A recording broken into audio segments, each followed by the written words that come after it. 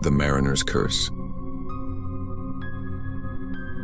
It was 1987 when a British television company decided to produce a documentary about one of the most famous ghost ships in history. The Lady Locom, a schooner that sank off the coast of Ireland in 1883, was said to have been carrying gold and jewels worth almost $2 million in today's money.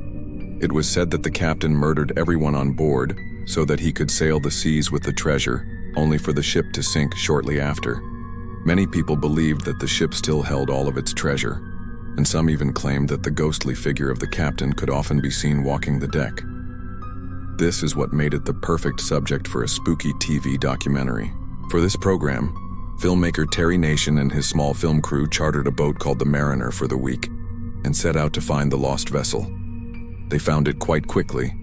There it was, sitting upright and totally intact, as if it had merely paused for a moment on its journey to the bottom of the ocean floor. It looked just like it had the day it sank over 100 years ago. No trees or plants had grown around it, and nothing had touched it, leading many to believe that the ship was cursed. But the film crew wasn't there just to look at the ship. They wanted to dive it and capture footage of the eerie scene as the divers descended into the dark waters to explore the wreck. But this is where things took an unexpected turn. As the divers swam through the dark water toward the ship, they could see what appeared to be shadowy figures standing at the windows of the sunken ship. Then they noticed something else.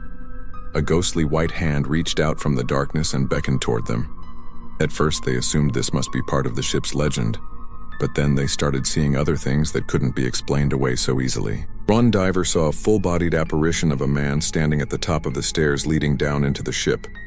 Another saw a woman holding a lantern, and then they started hearing sounds. Footsteps could be heard pacing back and forth inside the ship, as if someone were walking the deck above them. Some of the divers reported hearing whispers and disembodied voices. When the footage was later reviewed, the team saw that there was a distinct lack of light coming from inside the ship, and yet the interior of the wreck was clearly visible. Some of the shots even picked up strange, unexplained details, such as objects that didn't belong in the wreck and which shouldn't have been there, such as a life preserver. To make matters even more disturbing, a member of the film crew, Tony Hitchens, who had been on board the Mariner for the entire journey, woke in the middle of the night to find himself inexplicably outside the ship. He remembered going to sleep in his bunk, but in the middle of the night he must have left the ship and gone wandering around the harbor without his shoes or jacket. When he told the others about it in the morning, they found it hard to believe. They knew that Tony had been drinking heavily and suggested that he had probably just taken a drunken stroll along the pier. But Tony insisted he'd had nothing to drink the night before and was sure that something strange had happened. While on the island, another strange incident occurred. One of the crew noticed that a clock on the wall had changed from showing 10:05 a.m. to 10:35 a.m. Even more unnerving, no one had touched the clock or even noticed it until that moment. By now, the whole crew was starting to get frightened.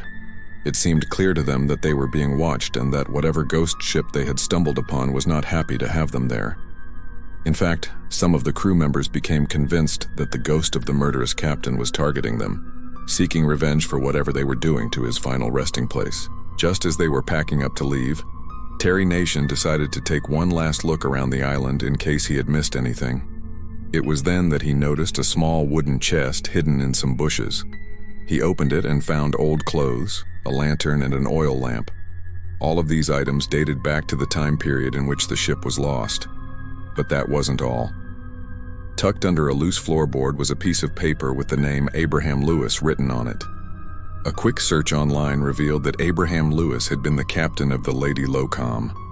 This discovery only added to the mystery of the ship. How had the chest gotten there? Had the ghost of the captain left it there intentionally for them to find? Or was there some other explanation? From that point on, things really started to go downhill for those involved with the documentary. First, their van was broken into and their cameras stolen. Then one of the crew members got into a massive fight with a local bar owner and knocked him unconscious. And finally, the documentary itself never ended up being finished. Though most of it had been filmed, no one ever worked on it again. It was as if the ghost ship had cursed anyone who dared disturb it. For decades, the story of the Mariner's Curse lay dormant until recently, when the footage was discovered and uploaded. Once people saw the videos, they were understandably frightened. Most viewers agreed that something strange was going on, though some did try to explain it away using more rational means. So what do you think? Was this a case of mass hysteria, or was there actually something supernatural going on here? Let me know your thoughts in the comments below. Before we wrap up, I want to say a big thank you to our supporters. Be sure to follow for more great videos. Thanks for watching, and I'll see you next time.